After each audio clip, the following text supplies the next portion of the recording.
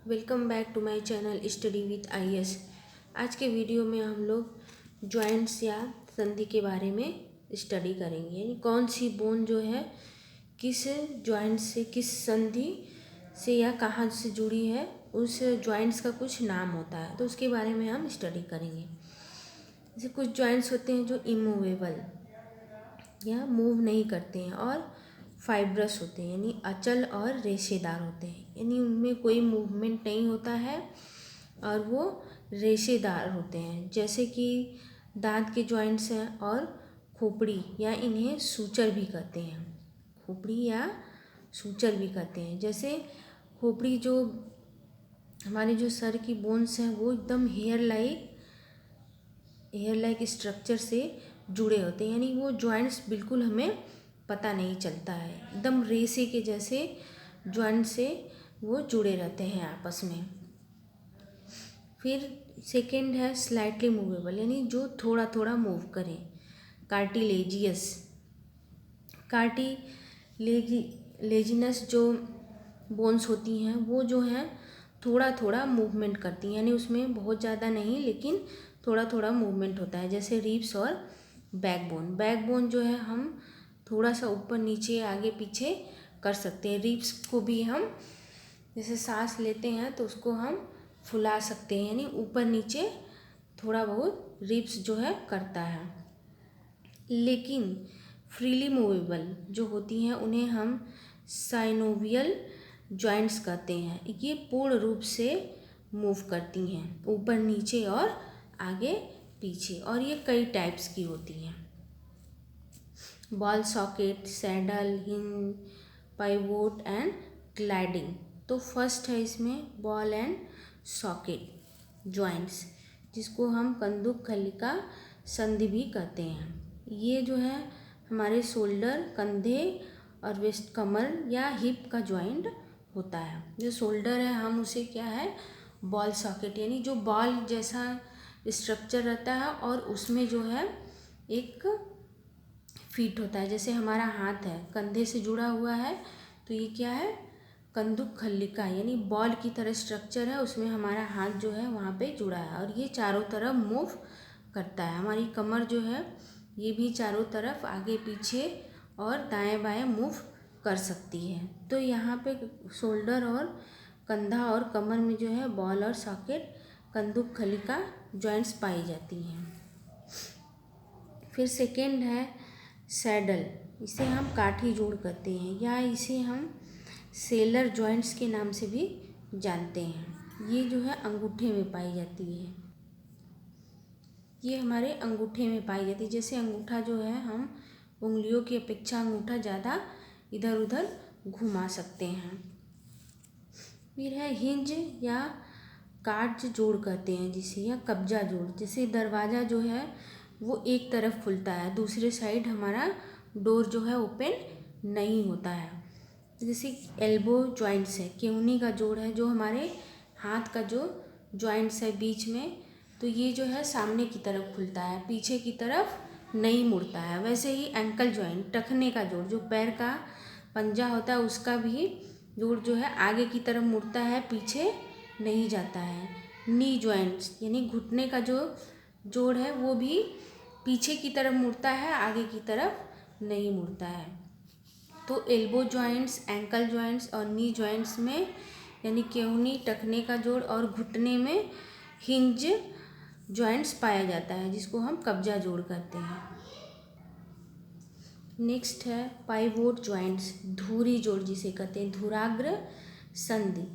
Pivot joints also called, ये rotatory joints भी इसे कहते हैं या ट्रोक्वाड फ्रीली मूवेबल जॉइंट्स भी कहते हैं। That allow only rotatory movement, जो है केवल एक तरफ का मूवमेंट, एक जैसा मूवमेंट जो है वो शो करता है। Movement around a single axis, एक सिंगल एक्सिस के चारों तरफ जो है मूवमेंट करता है।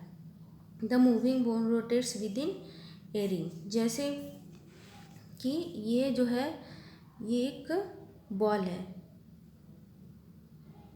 यहाँ पे जो है एक जैसे खूंटी जैसा कोई भी जॉइंट्स है, ये ऐसा ही जॉइंट हो सकता है। जैसे हम आपको एग्जांपल से समझा रहे हैं। तो यहाँ पे जो हमारी नेक है और ये नेक जो है यहाँ पे बोन्स जो जुड़ी होती हैं जिसे हम रीढ़ की हड्डी कहते हैं।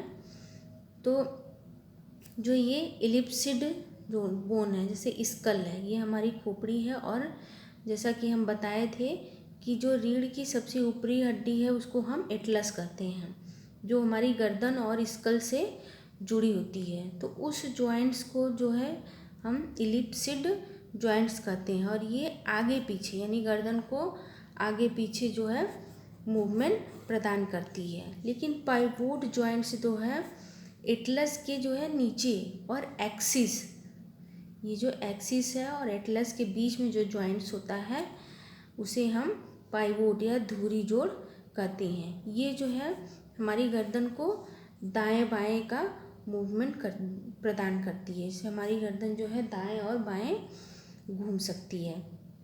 तो ये एटलस और एक्सिस का पाइवोट है जॉइंट्स, और इलिप्सिड जो है स्कल और एटलस के बीच का जॉइंट्स है।